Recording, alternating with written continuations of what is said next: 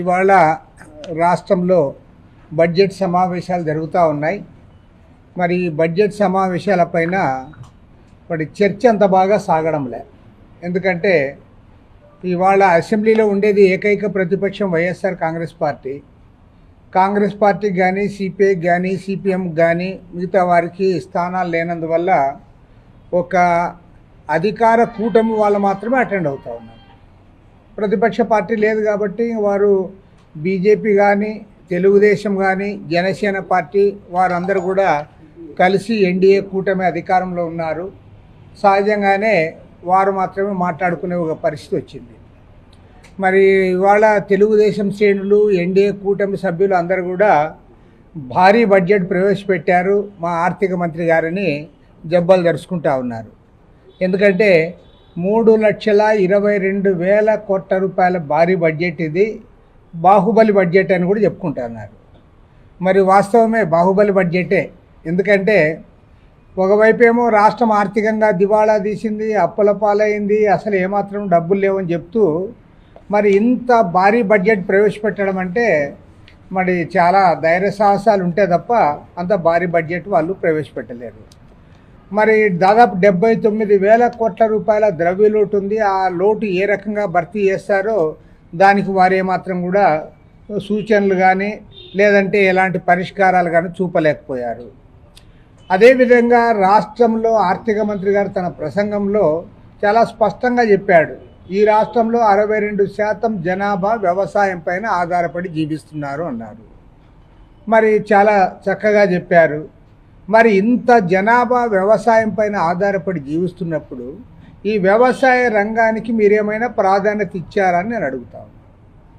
మీరు వ్యవసాయ రంగానికి పెద్దగా ప్రాధాన్యత ఇవ్వలే. ఇరిగేషన్ రంగానికి అయితే నామమాత్రపు నిధులు కేటాయించారు. ఇవాళ 3,22,000 కోట్ల రూపాయల బడ్జెట్ అని చెప్పినప్పుడు కనీసం 10% నిధులు కూడా మీరు కేటాయించలేకపోయారు. 10% నిధులు కేటాయించి ఉంటే ఇరిగేషన్ రంగానికి 32,000 కోట్ల రూపాయలు దక్కి ఉండేవి. ఆ రకంగా మన వెనుకబడిన రాయలసీమ ప్రాంతంలో ఉత్తరాంధ్ర ప్రాంతంలో ఈ ప్రాజెక్టులకి కొంత మోక్షం వచ్చింది.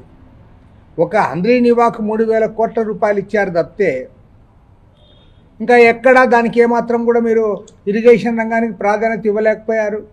హంద్రీనివాకు కూడా ఆర్థిక మంత్రి పయ్యావుల కేశవ్, ముఖ్యమంత్రి చంద్రబాబు నాయుడు గారికి వారికి ఇంట్రెస్ట్ ఉంది కాబట్టి వారి నియోజకవర్గాలకు నీళ్లు బారాలని దానికి ఇచ్చారు. సంతోషం, మేము కూడా అప్రిషియేట్ చేస్తూ ఉన్నాం. మరి మిగతా వాటి విషయంలో మీరు పూర్తి అన్యాయం చేశారు. కర్నూలు జిల్లాకి అయితే ఇంకా తీవ్రమైన అన్యాయం. కర్నూలు జిల్లా ఇవాళ సోషల్ సర్వేలో చాలా స్పష్టంగా చెప్పారు, రాష్ట్రంలో అత్యంత వెనుకబడిన జిల్లా కర్నూలు జిల్లా అన్నారు. అత్యంత వెనుకబడిన పావర్టీ ఉన్న జిల్లా కర్నూలు జిల్లా, వలసలు పోతున్న జిల్లా కర్నూలు జిల్లా. ఇంకా ఇప్పుడు అది నంద్యాల జిల్లా కూడా వేరైంది కాబట్టి అప్పుడు రెండు కలిపి చెప్పారు సర్వేలో. నిజంగా నంద్యాల జిల్లాను డివైడ్ అయిన తర్వాత ఇప్పుడు చూస్తే నాకు తెలిసిన మొత్తం దక్షిణ భారతదేశంలోనే అత్యంత కరువు పీడిత, క్షామపీడిత, వెనుకబడిన జిల్లా ఏదైనా ఉందంటే అది కర్నూలు జిల్లానే. మీరు ఆ కర్నూలు జిల్లాకి ఏం ప్రాధాన్యత ఇవ్వలేకపోయారు. అసలు పోయినసారి జగన్మోహన్ రెడ్డి సరిగ్గా నిధులు ఇవ్వలేదంటే వాళ్ళకంటే అధ్వానంగా మీరు ఇచ్చారు. గురు రాఘవేంద్ర ప్రాజెక్టుకి పోయినసారి బడ్జెట్లో 69 కోట్ల రూపాయలు కేటాయిస్తే మీరు ఈసారి బడ్జెట్లో 34 కోట్ల రూపాయలు ఇచ్చినారు. 34 కోట్లు. అదేవిధంగా మొత్తం వేదవతి ప్రాజెక్టు గురించి బ్రహ్మాండంగా ఉపన్యాసం చెప్పాడు చంద్రబాబు నాయుడు. కానీ ఇవాళ వేదవతి ప్రాజెక్టు, ఎల్ఎల్సి, తర్వాత ఆర్డిఎస్ 3 ప్రాజెక్టులు కలిపి ముచ్చటగా 30 కోట్లు ఇచ్చాడు. అంటే మరి ఒకరికి 10 కోట్లు ఇచ్చి పప్పు బెల్లాలు తినాలని అని చెప్తున్నాడేమో నాకు తెలియదు. మీరు ఇంత అధ్వానంగా ప్రాజెక్టులకు నిధులు కేటాయిస్తే ఏ రకంగా ఈ ప్రాంతం అభివృద్ధి అవుతుంది? ఇవాళ చాలా క్లియర్గా సూటిగా అడుగుతా ఉన్నా. 1989లో ఎన్టీ రామారావు గారు ముఖ్యమంత్రిగా ఉన్నప్పుడు రూపకల్పన చేసిన ప్రాజెక్టులు హంద్రీనివా, గాలేరు నగరి, తర్వాత వెలుగొండ ప్రాజెక్టులకు మీరు పెద్దగా డబ్బులు ఇవ్వలే. మరి ఇంకా ఎన్ని ఏళ్ళు ఇప్పటికే 3 దశాబ్దాలు దాటిపోయినాయి. మరో 3 దశాబ్దాలకు కూడా ఈ రకంగా మీరు నిధులు కేటాయిస్తూ పోతే అసలు పరిష్కారం కాదు, ఈ ప్రాజెక్టులు పూర్తి కావు. కాబట్టి చాలా క్లియర్గా అడుగుతూ ఉన్నాం. మీరే చెప్తున్న 62% వ్యవసాయం పైన ఆధారపడి జీవించే రాష్ట్రంలో మీరు ఇరిగేషన్ రంగానికి 10% నిధులు కూడా కేటాయించకుండా ఈ రకంగా అన్యాయం చేయడం మాత్రం సరైంది కాదు. దీన్ని తీవ్రంగా తప్పుపడతా ఉన్నాం. దీన్ని రాష్ట్ర స్థాయిలో కూడా ఎక్స్పోజ్ చేయడానికి ఈ బడ్జెట్ సమావేశాల సందర్భంగానే విజయవాడలో కూడా సమావేశాలు ఏర్పాటు చేస్తాం.